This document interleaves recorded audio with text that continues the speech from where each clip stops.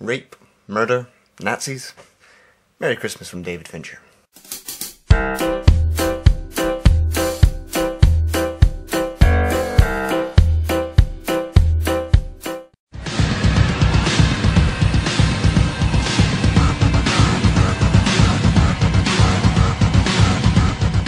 On Boxing Day of all days, David Fincher releases his reimagining of The Girl with the Dragon Tattoo, or is it just another remake?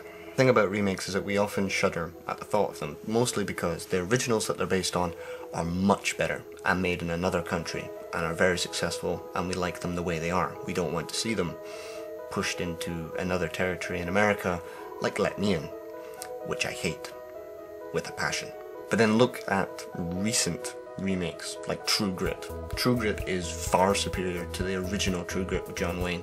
It's actually much better, and it's actually one of my favourites of the year. Then we have Bad Lieutenant Protocol New Orleans, which is actually superior in my mind than the Alba Ferreira original. But the thing about those remakes, not Let Me In, is that they actually add something. They do something different. They are somewhat same material, but somewhat different films. They are unrecognisable to their predecessors. The thing about The Girl with the Dragon Tattoo, remaking it, it's actually not a bad idea because they're based upon very successful but very flawed film. So is The Girl with the Dragon Tattoo David Fincher's version better? In some parts, it's better. Some parts have been greatly improved on the original. Some parts have been misjudged. With David Fincher's remake of The Girl with the Dragon Tattoo, what he's added is a sense of style, newfound style, and a fresh air approach to the same exact material. If you look back at the originals to The Girl with the Dragon Tattoo, they are far tamer than this version. This is the full, hard R-rated thriller that I think a lot of people have been wanting. The thing I kept on thinking about The Girl with the Dragon Tattoo, the originals, is why is Elizabeth Salander such an icon? Why is she so popular? Why are the films so popular when they are just generic Hollywood thrillers? To an extent, they're good ones, but they are nothing more than that to an extent. Only because of Elizabeth Salander that these films are actually popular. And then the other question comes up, why should we care? Well, this time round we have Rooney Mara, who has actually surprised everyone, including me, because I didn't think I'd be as convinced, is that she's better than Noomi Rapace in my mind. She's much more emotionally vulnerable, yet more intimidating, and this intimidation is just an affront over this vulnerability that she feels. And then there's the ending to the film, which is the exact same plot twist.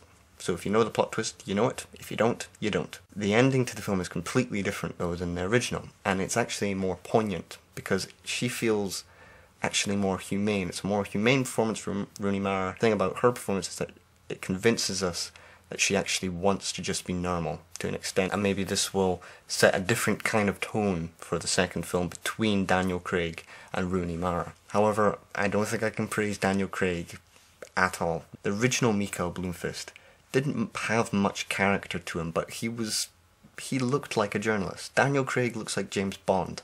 James Bond isn't a journalist.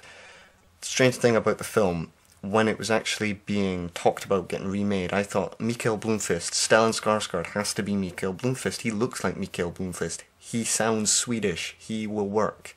But they go for Daniel Craig, and I don't think Daniel Craig works. And I think this adds to a really misjudged tone with the film, because it's really farcical half the time, and it becomes an even more generic Hollywood thriller, or a different kind of generic Hollywood thriller. The one where you know there has been a clue found by the amount of times Daniel Craig goes like this. Or he has his glasses like this. That's not cool. You know, most normal people, most journalists probably have their glasses up here, like most normal people. A journalist is a normal person. The thing about the misjudged tone is that it turns into a comedy half the time. Sometimes it's funny and sometimes it's intentional. Sometimes this misjudged tone, when it tries to play it straight, gets unwanted laughs. At least with the original, they were hard and they were serious to an extent. They were completely farcical, but they never played it for laughs. They played it for hard-hitting punch.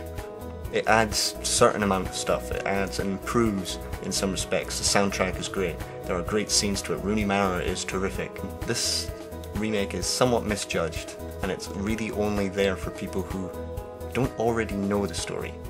I'd recommend The Girl with the Dragon 2 just to see Rooney Mara.